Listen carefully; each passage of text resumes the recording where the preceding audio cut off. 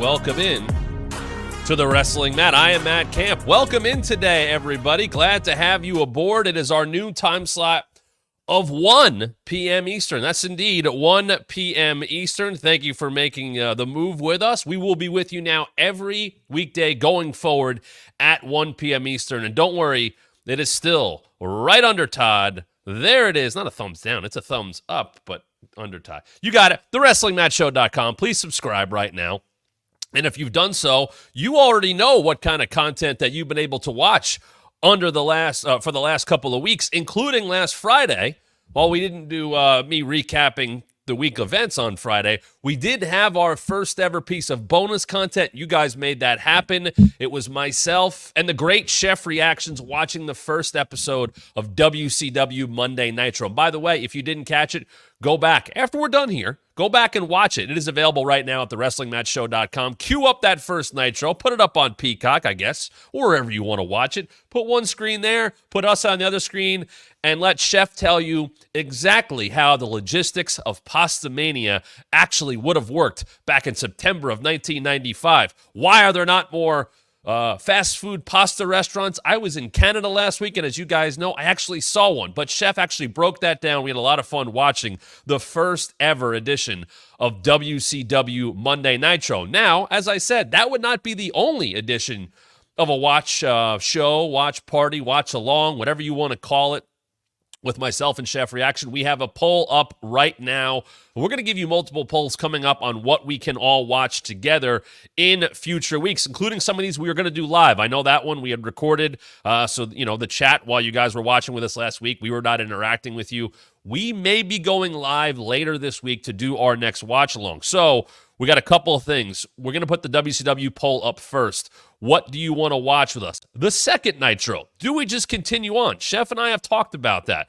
Do we watch Bash at the Beach 96? Not the whole thing. We'll pick parts. Do we just watch the Finger Poke of Doom? Do we watch Bash at the Beach 2000? And we would limit that to the Hogan, Jarrett, Booker T stuff. We'll also put up a poll about old school WWF, WWE, whatever it may be. But we want you to go vote on that. It is up on our community page at TheWrestlingMatchShow.com, and that is indeed where you can get all of our content. Chef Reactions, Dan Reichert, Matt Cardona, the former Zack Ryder, Joey Janela, all have joined us on this show. And I will tell you this right now.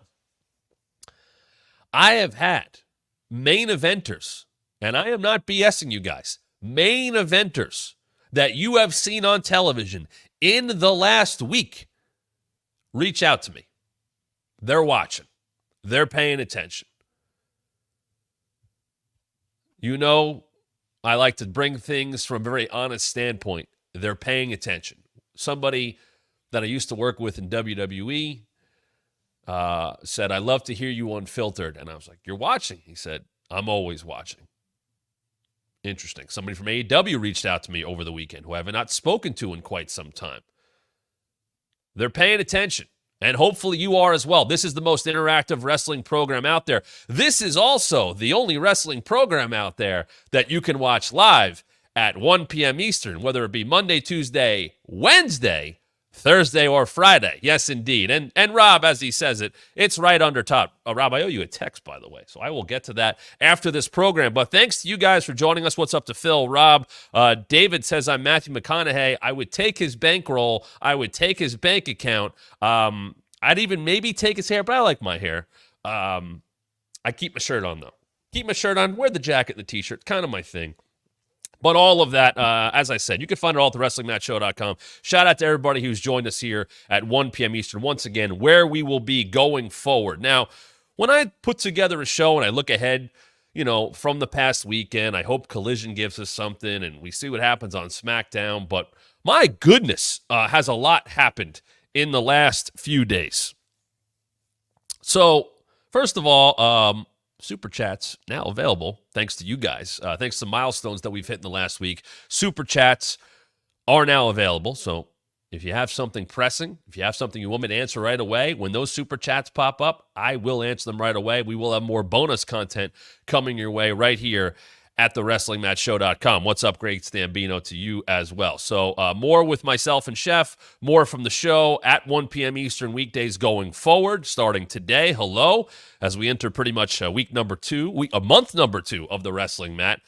So let's get into a few things. I'll bring this up. I have not spoken to her, but Kayla Becker, I guess as of Friday, the former Kayla Braxton, has announced her departure from WWE. There is Kayla, my former colleague, my former Bump co-host. She is departing WWE. She put up a long post about it. You can go read that. I will not read it for you.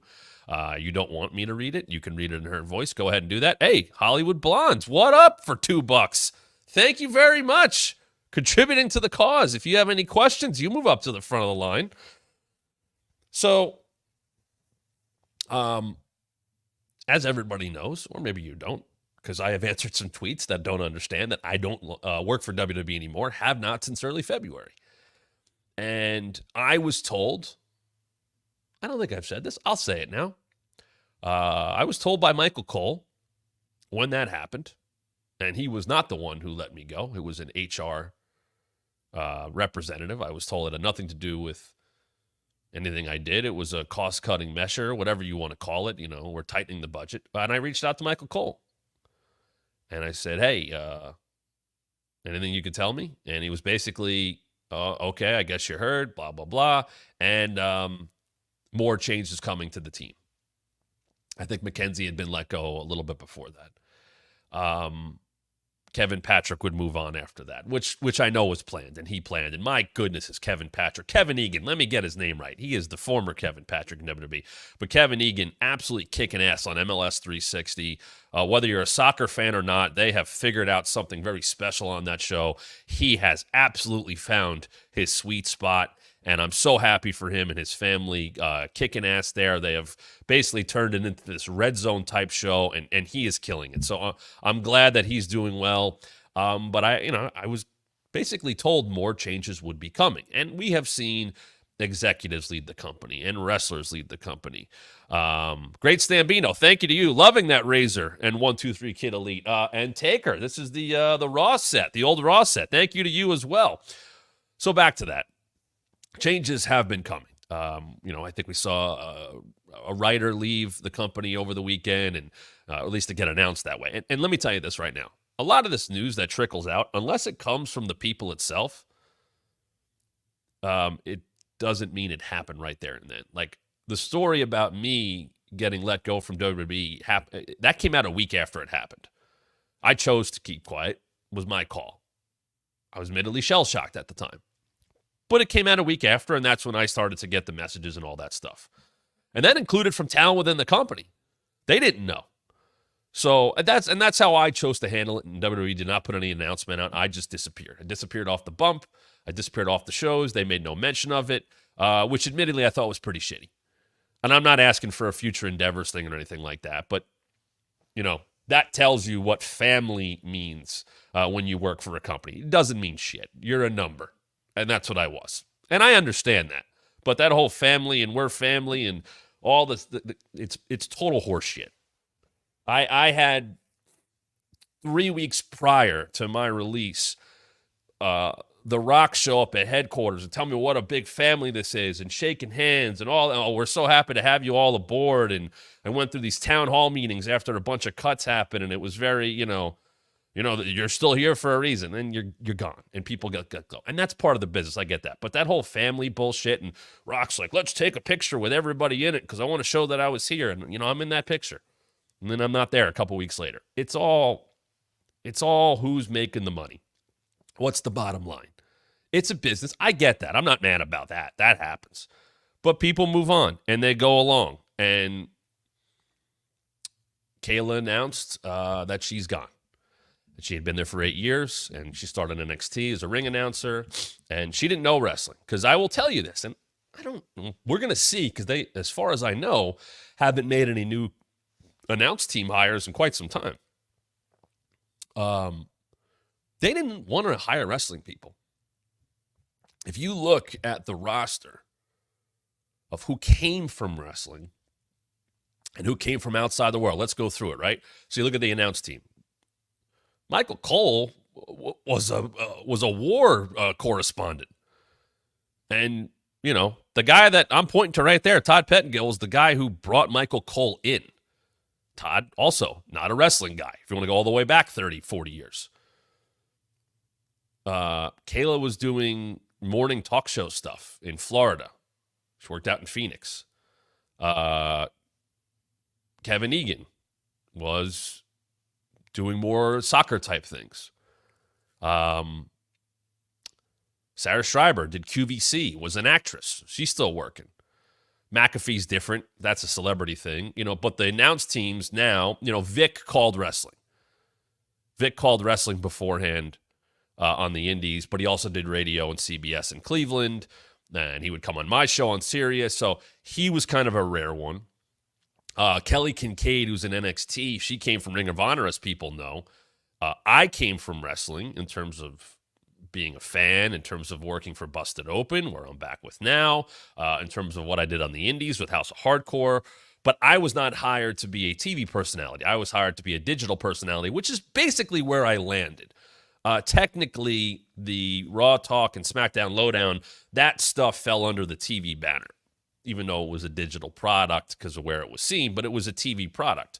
So I was not hired. TV didn't hire with wrestling backgrounds. When Jackie Redmond was brought in, Jackie, I think people know her from hockey, NHL Network, and you see her on Turner now, and she's, I think, the number one broadcaster in WWE in terms of her role. Basically, it's, don't taking the commentators out of it, taking Cole out of it and such, but, Jackie's the best one they have, and that's very obvious. But Jackie, when she got hired to do the post shows with me, Jackie came from hockey. But she did cover wrestling before that. So she was able to jump back in, but she wasn't hired because she knew a lot of wrestling stuff. She hired because she was a hell of a broadcaster.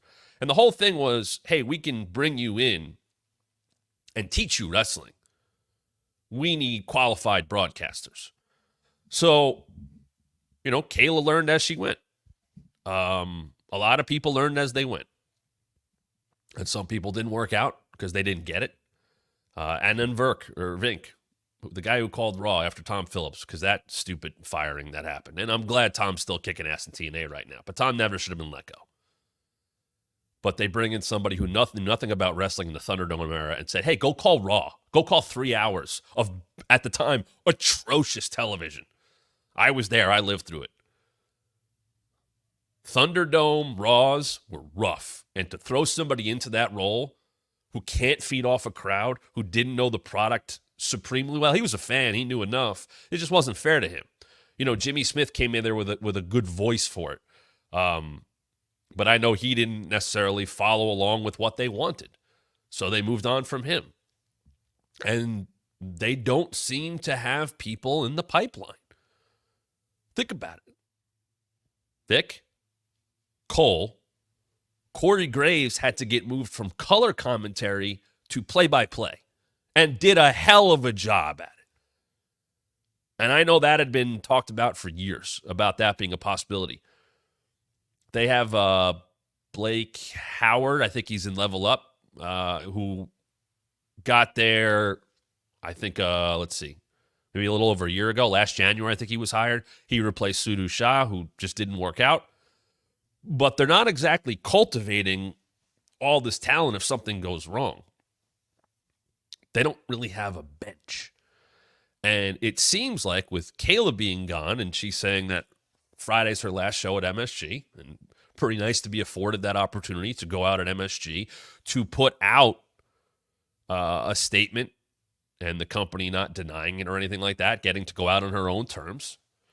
And I think there's always more to that story. I think there's, and who knows what will come out.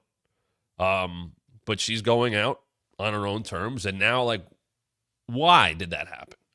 Did that happen because the new regime, people like Lee Fitting, who's running production, who took over for KD, said we don't need 2 people on SmackDown? Are they going to revamp what that looks like? I don't think any changes have stopped. I think they'll continue. I think you'll still see people exit the company that have been there for quite some time. Right or wrong. And it's happened. There's been names that you never heard of that have exited the company recently. Great Stambino. Shout out to you. Thank you, Zach. I appreciate that. I'm a hell of a better actor than what I saw last Monday. I'll tell you that. I'm just joking. Everybody could sell the Wyatt Sicks like they're dangerous, right? We'll get into that coming up in a little bit. But the changes will continue. It's a merger, and I think they'll make some changes for the good. There's been a lot of that. They'll make some changes for the bad. So we'll see what happens. Because right now you think about it, Raw's got Jackie and Kathy. SmackDown's got Byron. Do they change some things up? You got new TV deals kicking in October. All of that stuff, I think we'll get a fresh look. Does Raw Talk exist in a few months? Does SmackDown Lowdown exist in a few months? Does the Bump ever come back again? Because they've gone dead silent. Completely silent. Go look at the social media. Not a mention of coming back. Not a hint of coming back.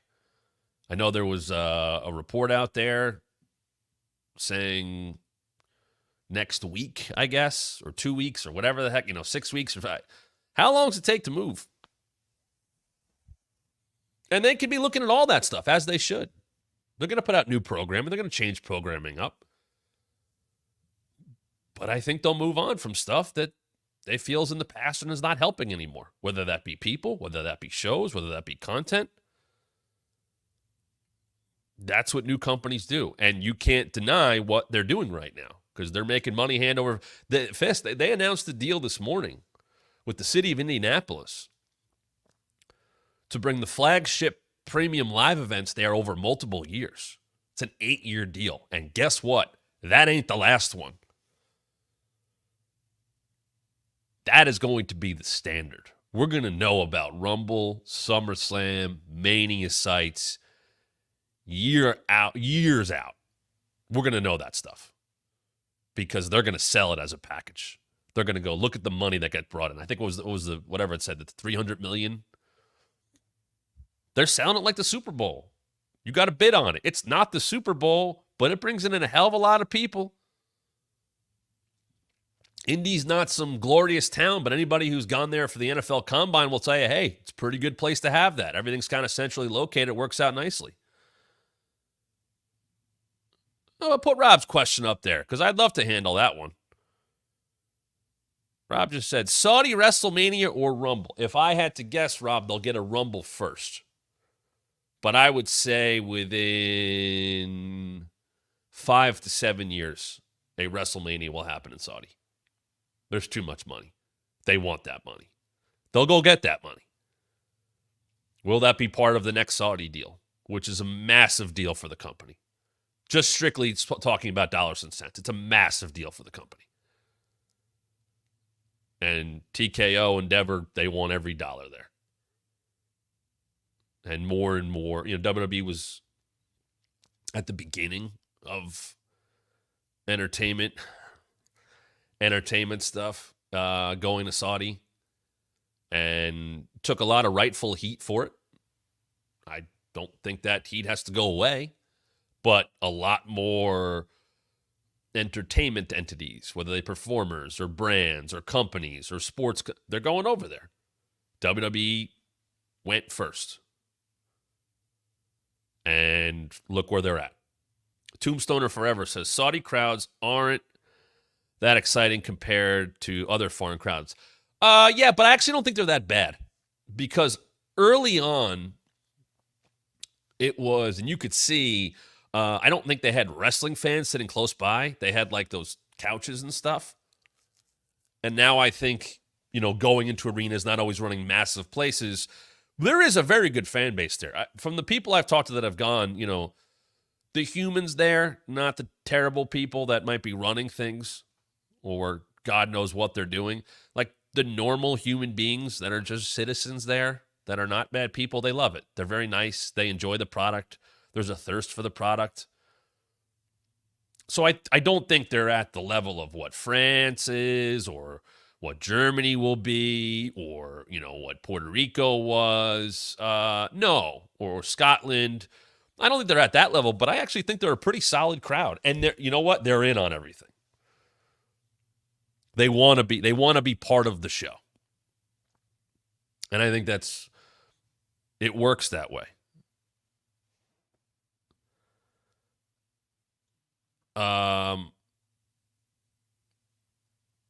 As I'm looking at the chat. Oh, Tom, there you go. Talking about Indy. Convention Center is right there by the Dome, and Bankers Life Fieldhouse isn't too far either. Downtown Indy was set up for major events. That's how I felt about Philly. For years, I thought Philly was perfect because they had, Lincoln Financial Field, Eagles.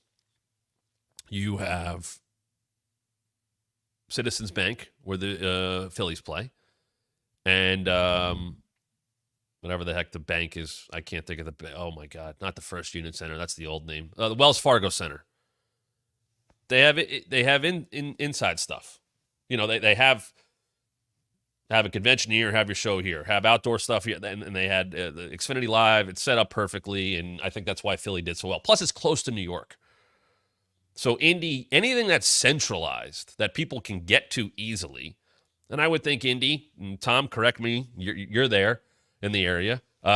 Indy in April shouldn't be too bad. Also, Lucas Oil Field. You can take care of that. I'm sure Jim Irsay will talk about the dome situation there. Let's see. Look at some more of these. Pedersen, about time to get to India. Huge market there. They tried. I think part of that issue has been while there's a lot of people there, can they afford? I know it's not a country that has a lot of people with money to spend. There's a lot of people there, but man, WWE, you see some of the ticket prices. It's tough. So it's been tough to break through that. Rob said the international crowds have been very hot, but much like the UK soccer teams coming to the US for summer friendlies and selling tickets, MSG gets X dates a year. How could they be as excited as France? Yeah, there is something to that. Because a lot of people have talked about the crowds being so hot over there. And I think a big part of it is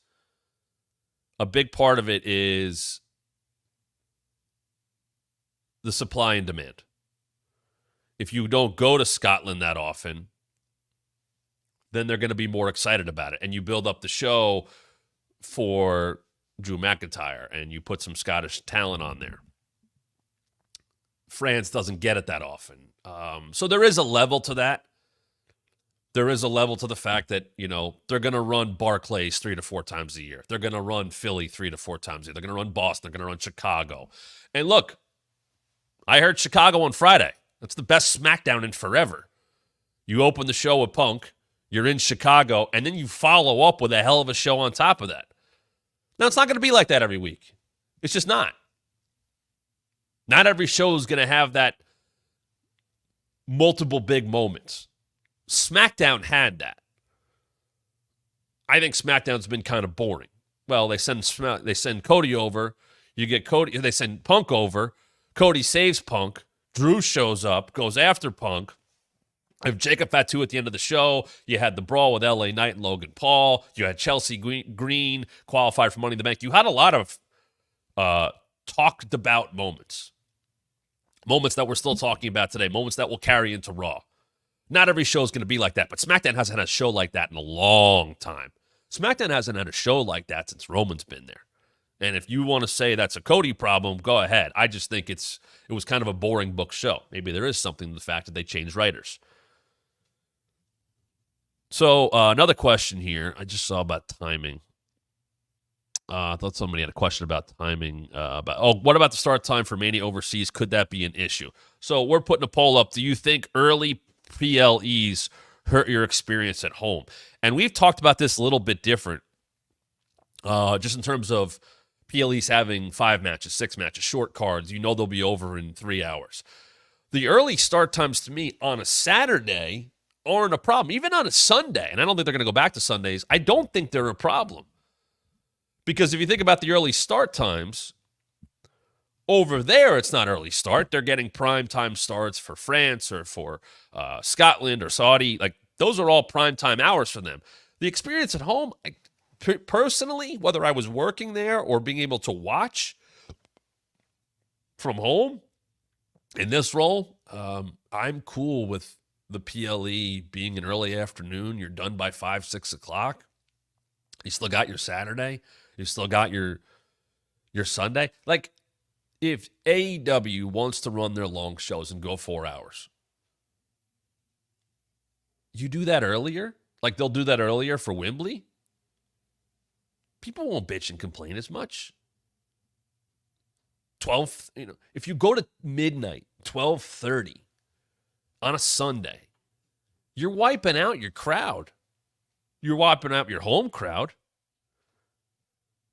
You're wiping out your overseas crowd that stayed up late for it. Elmo watches wrestling way better than ending at 12:30 a.m. Eastern on Sunday. Yeah, it doesn't need to be that late. And shout out to those of you who are here. And if you're here and you haven't done so yet, make sure you subscribe. That's the spot right there. Should I do this? It's like a line, right? I'm at an angle. I don't know if you guys can tell. This is an angle here. But the WrestlingMatchShow.com. Please subscribe. As always, it is right under Todd and Xavier Woods. And shout out to Austin Creed for celebrating 20 years of professional wrestling. He put out a great, basically career resume in about 3.5 minutes on his social media this weekend. There's a guy go look up that cage match. Go look up pre-New Day, Xavier Woods, TNA, facing Kota Ibushi in New Japan. That happened. Go look. That dude's got a hell of a career. I'm so happy for him. An innovator in every sense of the word, a voice for the locker room, a voice for the talent, a voice for the fans. Everybody should have the hustle of Austin Creed. So very happy for him. Wanted to make sure he was properly represented as we changed some little decorating up. I moved back a little bit. The mic's in a different spot. The lighting's a bit better.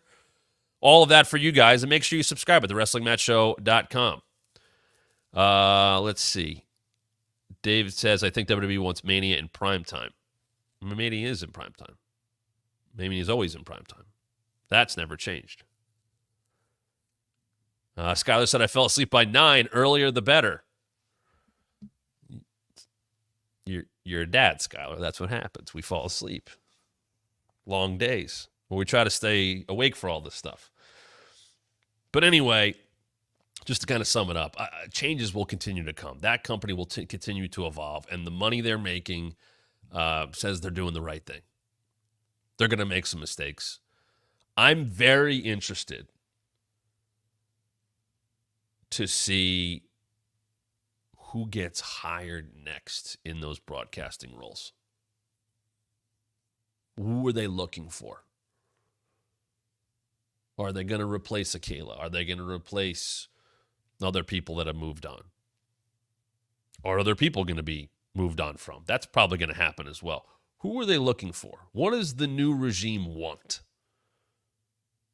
Because as far as I know, everybody who's on WWE programming right now has been on WWE programming pre the new regime. In some way, shape, or form, they've been there. Some roles have gotten bigger. Some roles have gotten smaller. That is something to watch. What kind of people are they looking to bring in the future? Michael Cole's not going to be there forever. Booker T is not going to be calling NXT forever.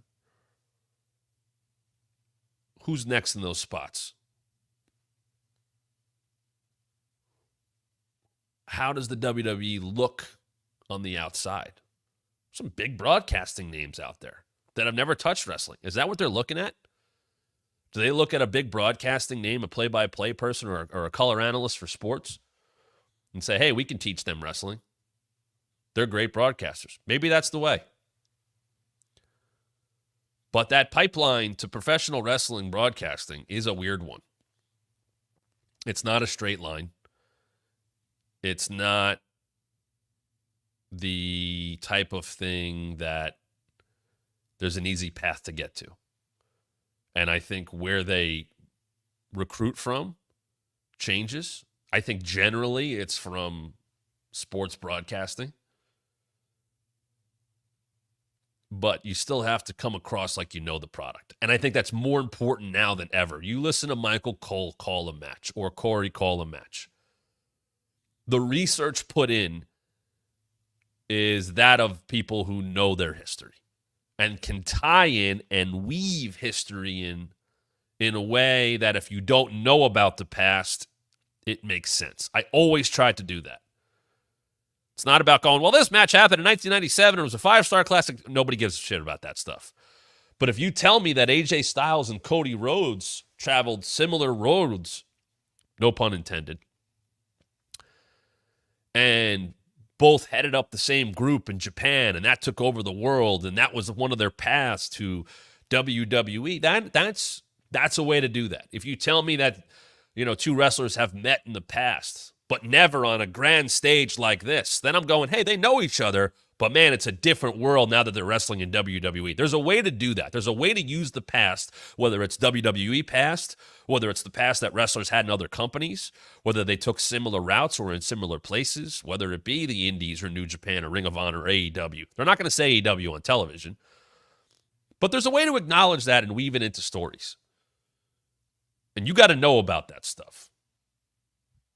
It's not like there's all these researchers handing information. There's people on the editorial staff that have helped with that. And Michael Cole has shouted those people out because that's cool that he does that. But you got to know your stuff. And a good broadcaster will figure that out. Jackie's great at that. Jackie knew wrestling because she covered it after she replaced Renee in Sportsnet in Canada. She took a lot of Renee's wrestling stuff when Renee got hired by WWE. And she put the effort, and she knew it. She's a fan. She was a fan growing up, so that helped. Then she got away from it, did hockey, and came back, and then she was working with me, and she just basically needed time to catch up, but she put the effort in, and she would do research, and she would bounce things off of me or people, the staff, whatever it might be. You're still trying to broadcast. You're still trying to talk about a product. You have to understand it, but when you put the effort in, and I think that's part of it. You're gonna get really called out now. You're gonna get exposed if you're not putting the effort in. If you don't know what you're talking about, and you're on a kickoff panel or countdown or whatever, or you're on a panel, you're an analyst or something like that, and you're talking about the product, and you don't know something, you can't hide from that. You can't hide from that with the fans these days. You can't hide from it the people that are running the show. You got to know your stuff. And if you slip up, it's on full display.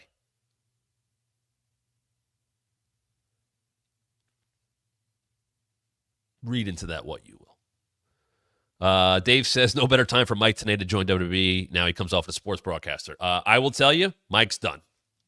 I love Mike. I consider Mike someone who was a friend and a mentor to me. Mike doesn't really have interest in doing anything with pro wrestling anymore. I tried to get Mike. Here, wait, hold on. Let me pull something out of the archives that's behind me. Here is a Mike Tenay story that I didn't think I'd be telling today. So this poster right here, this man's been in the news in the last week. As I unfurl this, we have not found someone to hang it yet. Paper clips on the wrestling mat, folks. That's what you came to watch. Paper clip removal. But this poster right here, you may know this documentary. This was the Goldberg. Is this signed? Oh, cool. It's signed. I didn't know that. This is the Goldberg Streak Untold. There it is, right? So that was one of the untolds they did about the streak and where it came from and all that.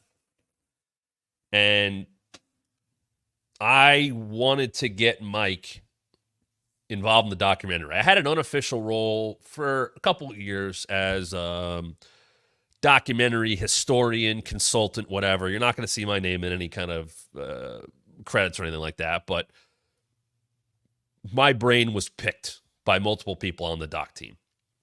And a big part of that was Goldberg.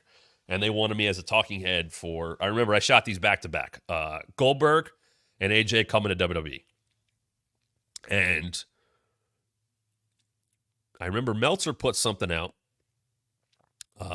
saying they don't have the real story and they won't get it. And somebody on the doc team reached out to me and said, do you know Mike Tenay? And I said, yes. Do you think we could get him? Because there's a story that Mike came up with the streak. So I reached out to Mike and I asked about this. I said, is it true you came up with the streak? And the whole story is in the Untold doc. And I will tell you, it's a great doc. Go watch it. And it's basically, Mike gave me the story. Mike did not want to appear on camera. I think we tried to get him, not for that doc, but for something else. And he's just not interested. And Mike lives a very comfortable life. And kudos to him for not needing wrestling, for not needing to come back, for not needing to do shoot interviews, for not needing to talk about the current product and just say random shit and make it up. Because there's plenty of that out there right now. It's on other channels. But Mike Tenay was the one who came up with the streak. And it goes back to the great streaks that he grew up with in Southern California. And if you know UCLA basketball in the 70s with Kareem Abdul-Jabbar, there was some great streaks. And he thought the idea of that could be put on Bill Goldberg. So Mike Tenay came up with the idea for the streak. I'm not saying Mike booked it, but the idea of it came from Mike Tenay. But Mike didn't want to appear in that doc. He didn't want to appear in any. We reached out a couple times, and he just didn't want to do it. And I respect the hell out of that. I love that Mike came back for the Hall of Fame for TNA for himself and Don West. Because I thought it meant more that he showed back up for that. I'm pretty sure Mike still keeps up on the current product. You don't hear from him much. But Mike's a great dude. Both before his time in a way and almost perfectly timed, like he fit so well on Nitro, and I think he was so important of telling the story of TNA. And oh, what an interesting phrase I just used. Telling the story. Mike Tenay could give you all the facts and stats about why somebody was important, why something was happening.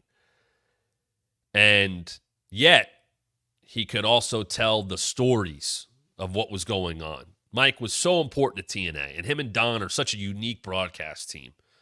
There you go. Mike Tenay, who came from WCW, who knew Lucha Libre, who did, radio programs, who everything he did got him to WCW, got him to TNA. Don West sold Mark McGuire rookie cards. You put those two together, it worked. That's why the paths go in different ways. Let's put this poll up right now. Is Mike Tenay the most underrated play-by-play guy in wrestling history? I think that Mike Tenay has gotten more love after the fact. Here's one of our earlier polls. Do you think early PLEs hurt your experience at home? No, 79%. Yes, 20%. I agree. I don't think it hurts the experience at home. I think it's great. I also think if you watch an earlier PLE, it's because it's overseas. So if you're sitting there on a Saturday afternoon and one of those shows comes on, how do you not get into it? Just listening to the crowd and watching the crowd. What do we watch on Saturdays and Sundays in the fall? Football. NFL football. American football, excuse me.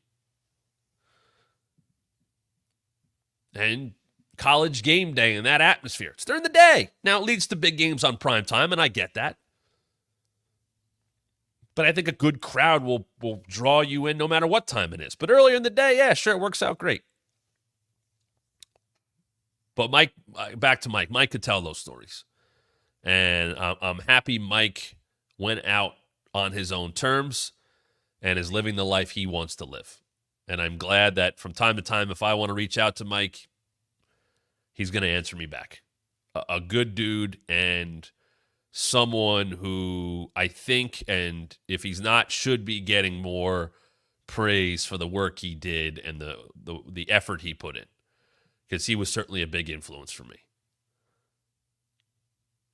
Yeah, I do wonder if the broadcasts and the presentation of WWE now was what it was 15, 20 years ago. Yeah, maybe Mike would fit there.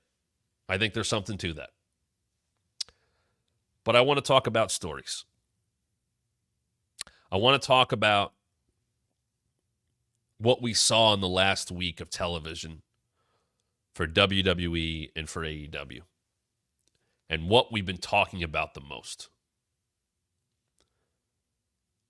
Monday last week, after build-up and clues and hints and QR codes and WhatsApp and Twitch and all this stuff. And we talked about this last week, but I'll talk about it more because we're still talking about it heading into tonight.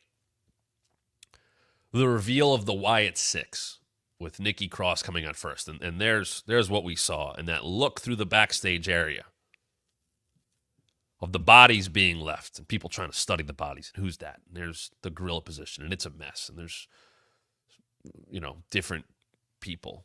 And I don't know their names yet or what they're going to be, but we saw who they were. The members of the Wyatt Sicks are all there. And the only obvious recognizable person was Chad Gable, who had the blood coming out of his head here. And then Howdy comes and leads them all out, and that's the last shot. And it's a special moment. And we're still talking about it. Yet, there's not a single bump taken in the last 5 minutes of Raw. That was all laid out. Everybody was put in position. That group walked out there with a presence. They captivated the audience that was there. In Corpus Christi, once again, the worst crowd in wrestling. They captured that audience. Everybody was talking about it on social media. We're still talking about it today. They made you sit up and watch. And I know I've said that phrase a lot, but you know what? In television today, in broadcasting, in the era of content being on this iPad, on this computer, on this camera, on this phone, on this computer, on that television over there, and all of that is just right here with me. How you're watching this right now. If you're watching live, and shout out to everybody who is joining us live, and subscribe at thewrestlingmatchshow.com. No free advertisements for that drink. You might be watching at lunch right now. You might be watching getting ready for work or at the gym or watching after the... You're watching in all these different ways. But the ending of Raw made you sit up and go, what the hell was that? And they did a nice number, and I am so intrigued to see what Raw does tonight. Because there's been no real television follow-up. It was acknowledged a bit. All this talked about beefing up security. Adam Pearce apparently had his social media messed with a few times. They might be doing something with McAfee on his show.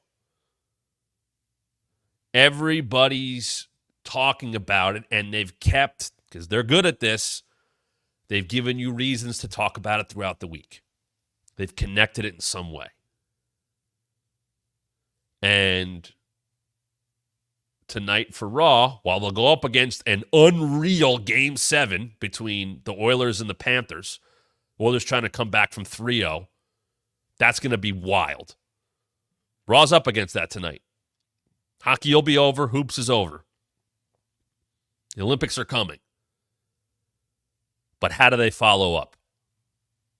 I'm not passing any judgment. It's not an easy thing to follow up with. The other stuff we're going to talk about, the main characters of wrestling the last week, pretty simple lines, through lines to follow where those stories are going to go. Where this Wyatt Sicks goes, I don't know.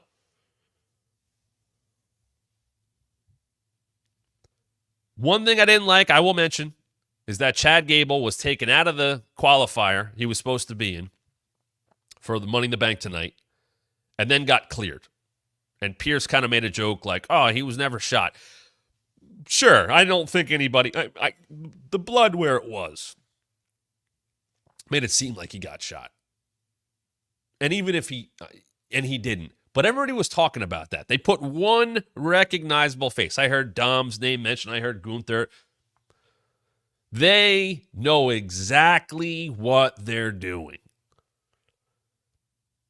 If they want to feature or show others that got beat up, we would have seen them. They showed Chad Gable. Now, Chad Gable got cleared, which, let's see what happens. I don't love that. I think it takes away from what happened last week. Part of me wonders, did they go, well, maybe we should clear him so people know he didn't get shot. Maybe they didn't want that message. Maybe they didn't realize that that visual of him would elicit that reaction. And now that Chad's cleared, how does that get addressed? Does that play into the stuff with Otis? Does that give him some sympathy? That's a question. For those of you joining us at our new time slot of 1 p.m. Eastern, thank you. Whether you're new, if you're new, subscribe right here at thewrestlingmatchshow.com. You won't miss any of our content. We got plenty of it. We did a Nitro watch-along from the first episode, myself and the world-famous Chef Reactions. We'll have more of those coming. Make sure you vote on our poll on our community page at thewrestlingmatchshow.com. That is our YouTube page. Thank you. Also, please follow us at WrestlingMat23 on Twitter and Instagram. Show updates, announcements, our clips go up there as they do at thewrestlingmatchshow.com, so you won't miss a thing. But as more of you are watching, we're talking about this, the idea of stories and who the main characters are of the last week. So we go on from Monday, we go to Tuesday. And who is everybody talking about Tuesday? Before the show even started, will Joe Hendry be in the Battle Royal? Not only was he in the Battle Royal, he basically opened the show. He got to cut a promo. And then he got eliminated right away. Now, I don't love that booking, but what happened? What happened? He got to do something with Shawn Michaels. He kept it going. He's saying, I want to be the most liked video on Twitter, or whatever the hell it was, and then he got there. Joe Hendry, whether he's got the machine behind him or not, and he does. WWE didn't have to post all that stuff. There was a concerted effort to feature Joe Hendry. That's the biggest machine Joe Hendry has ever had behind him, and he ran with it. He was being talked about on he was on Busted Open. He's talking to people. He's responding to everything. He posted a picture in front of a place, Joe's, and oh, it's so hot out here. It's like a heat wave. We're going to see more of Joe Hendry. Wyatt Sicks on Monday. They don't take a bump. We're talking about him all week. Joe Hendry was in and out of a battle royal. We're talking about him all week. We're talking about a Joe Hendry match. We're not talking about a whole Joe Hendry move. We're talking about his entrance. Everybody's singing his music. Everybody's excited about him. They're excited to see him the next time. So maybe the booking was good because it only wet your whistle. It only gave you a little bit because you want more. And Joe Hendry is still being talked about this week. Don't think TNA did a real good job following up on him. Ace Steel in a street fight against Frankie Kazarian is not the way to follow up on Joe Hendry's success. They dropped the ball. TNA 100% dropped the ball on the buzz. And tape shows or not. They absolutely dropped the ball. You move on in the week. And we talked about Dynamite enough. We'll get more into that. We get to Friday. And Punk comes out to open the show. And you get Heyman out there with him. Right there. Where are they going with this? And now Punk interacting with the Bloodline. And they're going to come after him. And he calls him out for being a lesser-than group. And the Roman chants are starting. There's a lot of combustible, big elements. Right there, the Bloodline. And I know what I said about him, and I will take nothing back about calling the B team NWO. But they're not that now. Why? Because they're dealing with and being booked in a bigger way. Cody, Randy, Kevin Owens, CM Punk. And we get all that. And then at the end of the show, Solo's in deep shit. And he's about to be attacked. And he smiles. And here comes Jacob Fatu. And Corey sells it on commentary big. And Wade does. And there is a look. And a lot of people are like, well, if you're going to complain about AEW not having video package, what about WWE? Okay, guess what? You need a shock factor. All you needed to know about Jacob Fatu happened at the end of SmackDown. You don't need the whole background of him in that moment. You just need to pay attention and watch him wreck Randy Orton, Kevin Owens, and put Cody Rhodes, the WWE champion, through a table. That is how you get people to sit up and pay attention. That is how you get people to go, who the fuck is Jacob Fatu? He just took out everybody. He just took out Cody. He stood tall. By the way, he looked unreal. Like, he has lost weight. He's always been agile, but he is like the best mix of that Samoan family in terms of his size, in terms of his agility, his speed, his look, his intensity. And they waited on him. And that's the impact he made. And right there, it took the bloodline up a level. Very short period of time, though. Yes, him jumping off the top rope hurt. But his stuff was quick. It was impactful. We're talking about it because of how he was portrayed, how he was presented. Right away, you go, that guy's legit. He took out Kevin Owens and Randy Orton and Cody Rhodes. Holy hell. Now you want to go find out about him. And we'll see how WWE follows up on that. How much they want to tell you. Is there an air of mystery to him, though, that you want to keep up? Do you want to keep his presentation in terms of how he acts and the physicality and the brutality that he shows? Do you want to keep that to what he's now going to do going forward? Because all of a sudden, the bloodline looked a lot better, and they're mixing it up with big-time people, and they're being booked dominantly. I think there was a course correction there. So when you look at that, you go, okay, there's another guy. Man, they made those minutes work. And then one more.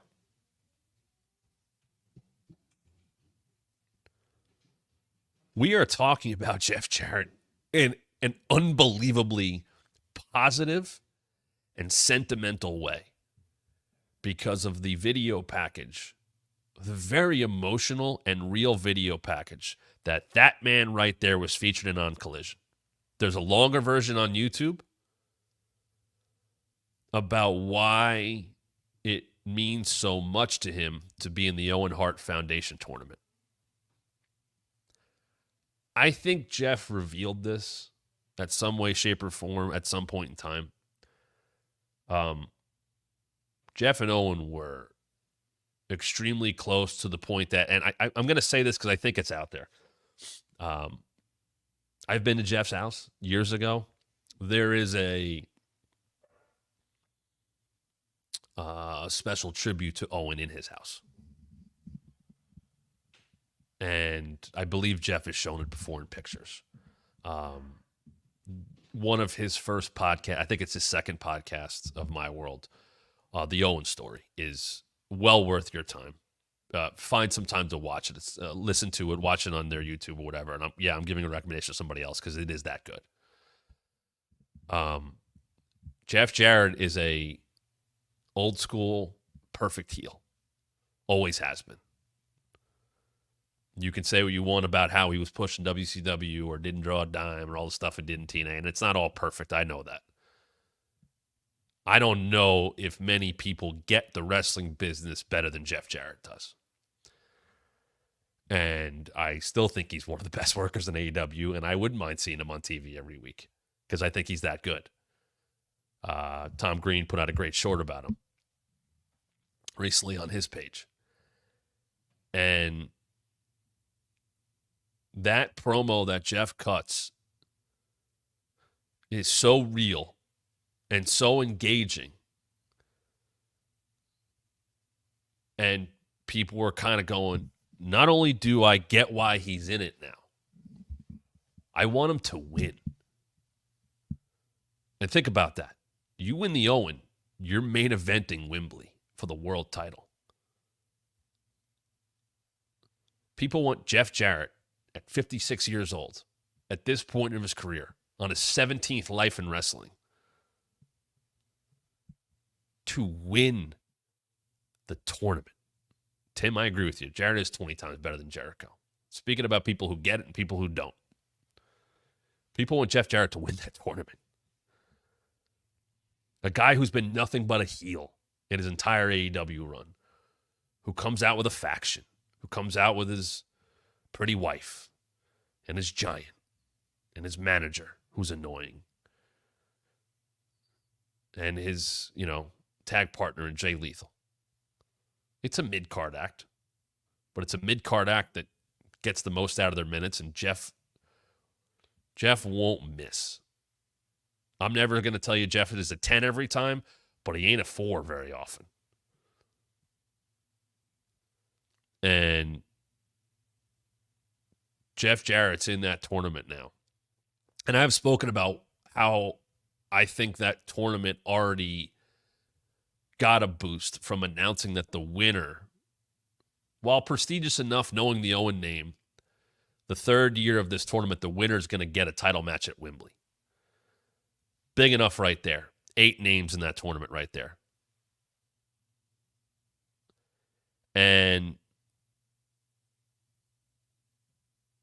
anybody who's in that tournament has a shot to be the main event of one of the biggest shows that AEW is ever going to do.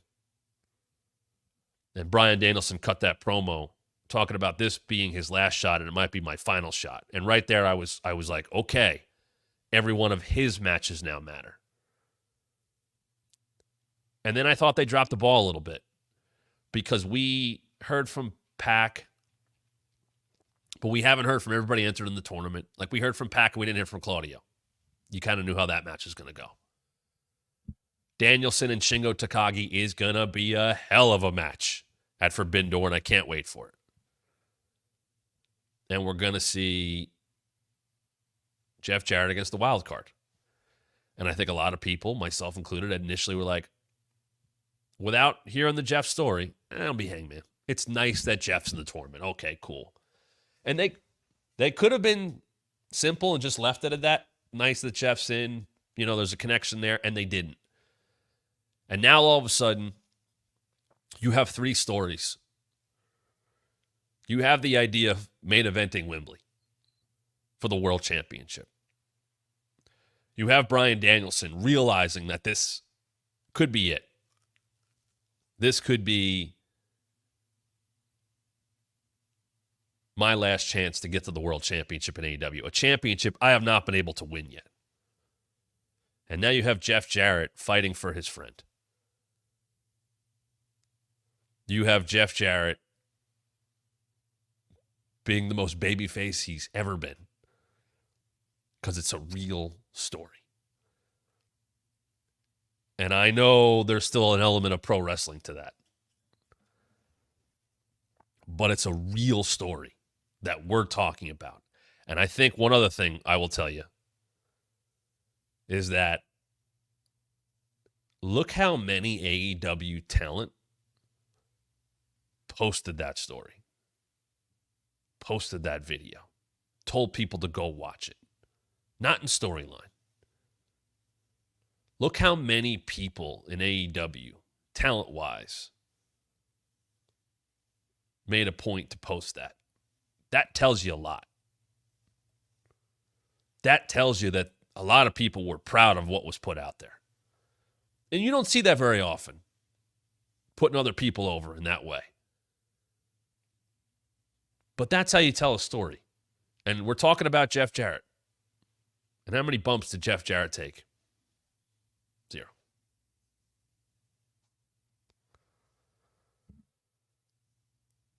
Jeff Jarrett took 0 bumps. The Wyatt Sicks took 0 bumps.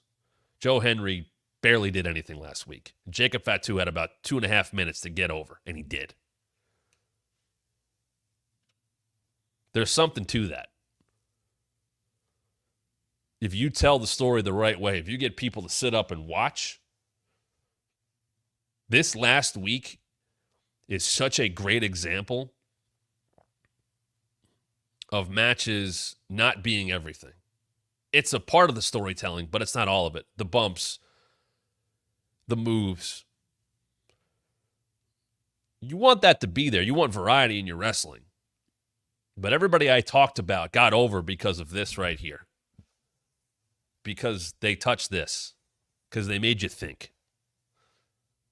We're talking about all these people because they captured you. And I think that's very telling that 4 very different stories got over in that way. How they follow up is a different conversation altogether. Dave said AEW had nothing to do with Owen. This should have been the Brody Lee tournament. Dave, you're 100% wrong.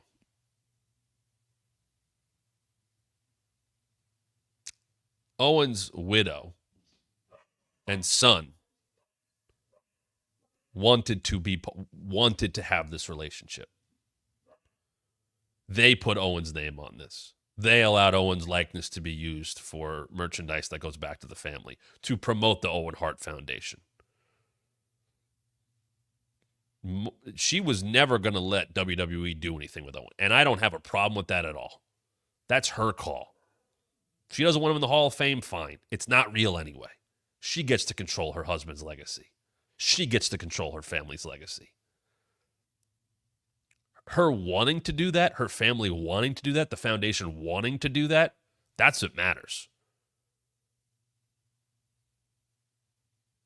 That is what has to do with this tournament. That was their choice. And I'm happy that they've had that.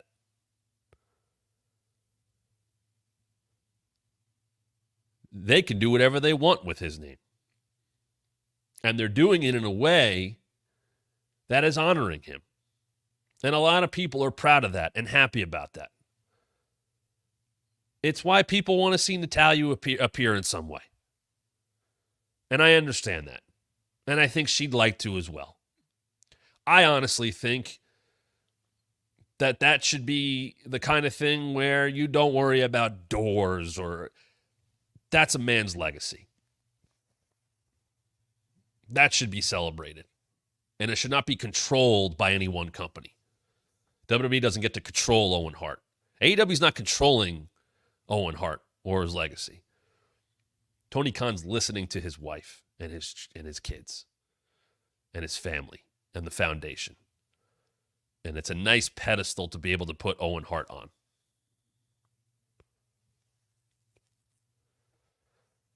And now they're making stories to go along with it. And that's a pretty damn good thing. And it's very telling that the main characters in wrestling didn't really have any matches this week.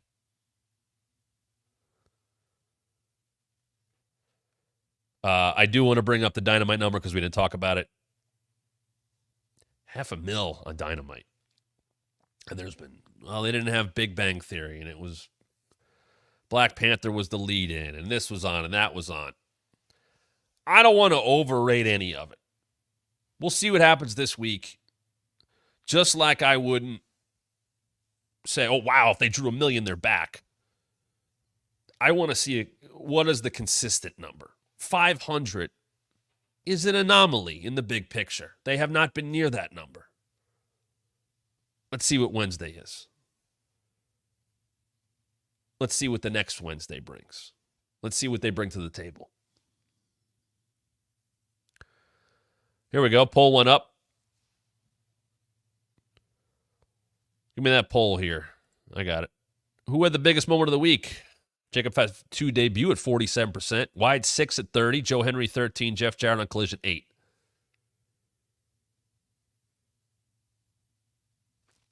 WWE's typically going to win that poll anyway. I'm a little surprised by that.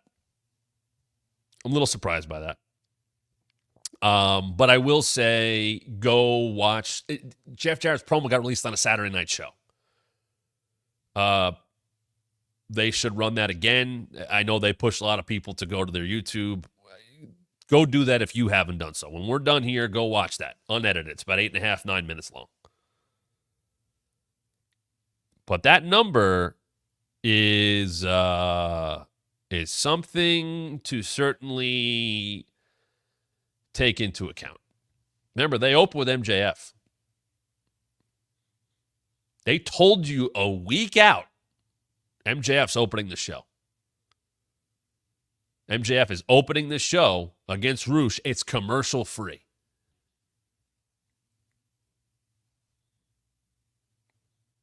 You don't blame the Big Bang Theory for that one. They main evented with Claudio and Pac.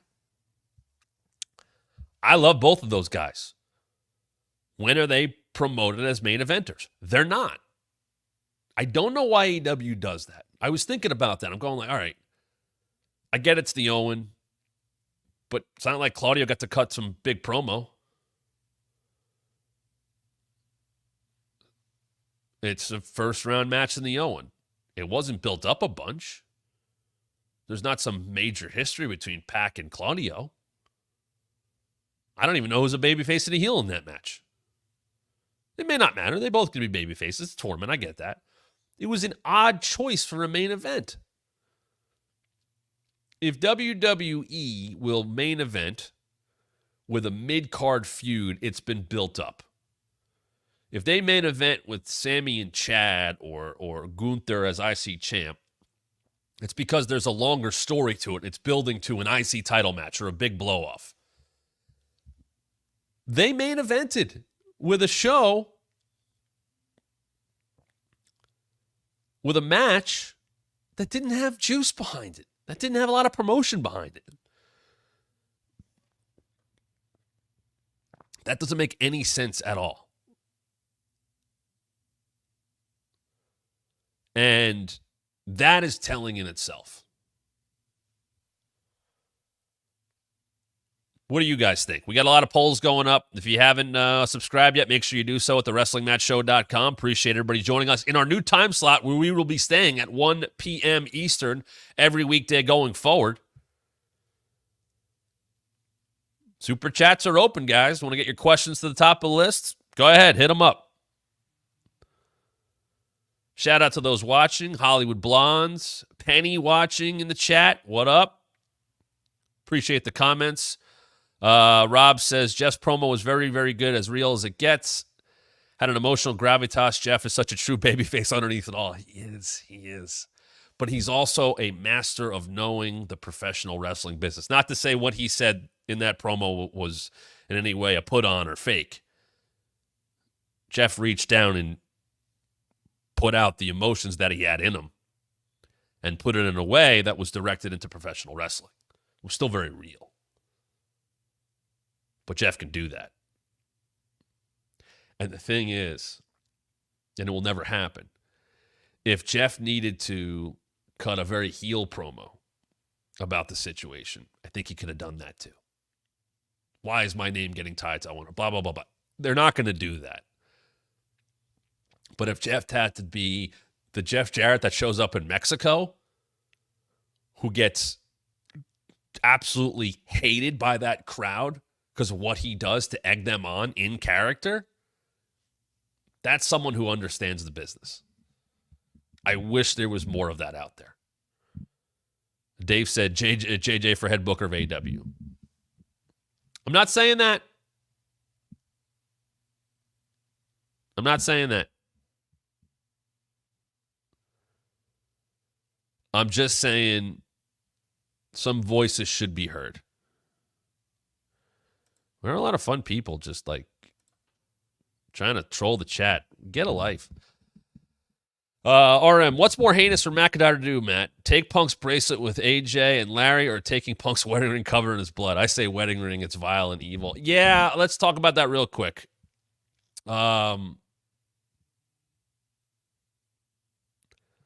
I liked what they did with Drew. I maybe would have dragged it out a little bit more, but I got that they were in Chicago, and it made the most sense. I still don't have a problem with what Drew did. I'm not mad at him. He had to do that. He had to. What better way to get your message across than to leave the guy who screwed you out of your championship on 2 occasions than to drop him in his hometown? I'm okay with it. I don't find fault in what Drew did. I know by having him leave Punk bloodied, he's supposed to be the heel, but Punk is still a bad dude for what he did to Drew.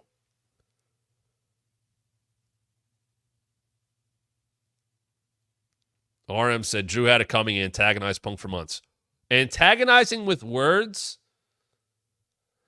and then physical actions being the retribution 2 different times, that makes Punk the heel. Sorry. It does. How do they follow up with that? Is Drew back, by the way? I know he's back on social media and he went away for a couple of days. Like, does he come back to Raw? Like, did he go, you know what? I'm going to quit, rescind that, and then come back. He wouldn't be the first one to do that this week. But did he do that? Let's see how they explain that tonight. Is he allowed to quit, show up on SmackDown, and then come back to Raw? No problem? Shouldn't there be a major fine or something like that? Just little things. Tim says, Drew standing over Punk in the garage is a great visual. And a nice thing that is being done under this regime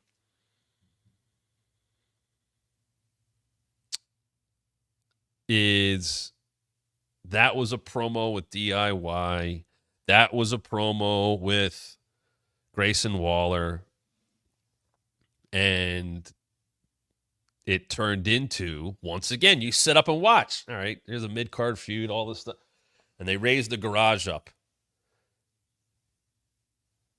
There's Punk down. There's legs. You know who it is, but then the reveal happens. And it's Drew. And he picks up the body and walks it through. And you see wrestlers and you see backstage people, and they're all, what are you going to do? Get in Drew's way? He walks through Gorilla. Triple H is there on the headset. Get this thing going. I wish I had my glasses. Triple H is there doing this. Drew just walks by him and dumps him. And he pushed Aldous, which got a reaction, which tells you why it's important to not touch GMs. Because when it happened, like when Dakota Kai turned on Tegan and pushed Regal, you don't touch him. Nick Aldis is a giant human being, so tall that they have him sit at a desk when he deals with some of the talent that's shorter than him, like Carmelo Hayes, because he doesn't want to make him look bad. But there's enough people that have seen Nick Aldis and go, wait a minute, that guy might be able to wrestle. And Drew pushed him, and you go, wait a minute, hold on. Little things. There's something to that. People asking if, Dave, if Bad Blood coming back. I believe it's coming back in October, I think. I'm being told in our producer chat it's coming back in October. In what way? We'll see. I think they booked themselves into a corner. I think Triple H actually addressed this. When you have, the pay-per-views call it Hell in a Cell. Well, we got to get a feud hot enough to do a Hell in a Cell. I don't know what Blood looks like in WWE in 2024. It seems like there's been some movie Blood to me. If it's done okay, it's done okay.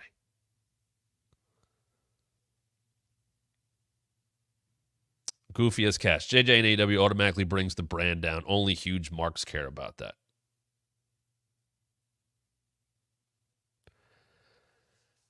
I don't agree. Anybody who cuts that promo,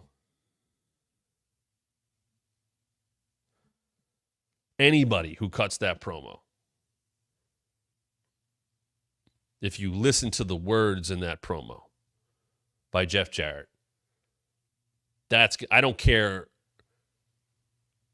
who it's coming from. When it's that real and that emotional, that's a story being told well. It's not about marks or anything like that. Tom Green. Then I'm a huge mark because I care about Jeff.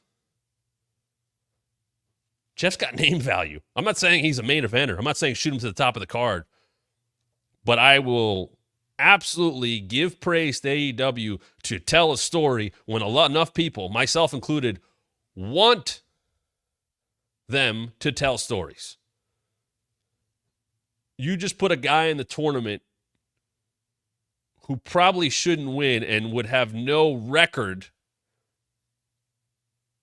to justify him being in the tournament or to win it, and he cut that promo, and it all of a sudden got people talking about him.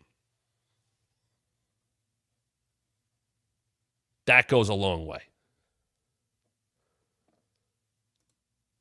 To have people within the company sharing that, not because they have to, believe me. I don't think there was any kind of mandate going, can you guys share the Jeff thing on your social media? People wanted to. There's enough star power within that tournament. The Danielson story's big enough. The title story's big enough. They added something to someone who's 56 years old and wouldn't have the story behind him if not for what he said the other day. They made his match not about the wild card, but about Jeff Jarrett. The intrigue is not in who Jeff Jarrett faces. Now the intrigue is if Jeff Jarrett is going to get to the finals.